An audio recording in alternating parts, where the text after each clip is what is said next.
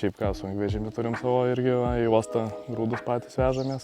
Nesenai dar nupirkom dar vieną nuo kombaino, iš laukų vežiot sunkvežimį.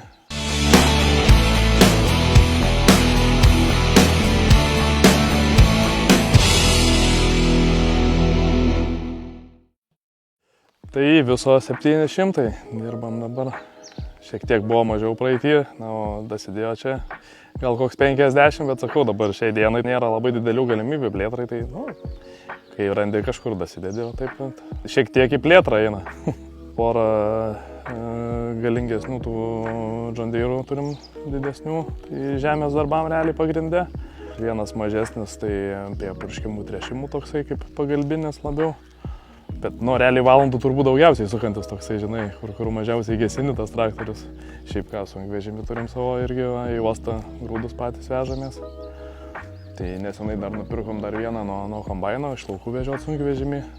Perkrojimo priekabą irgi pernai įsigijom, tai šiek tiek paspartins darbą kombaino laukuose. Dabar vieną stambesnį nusipirkom.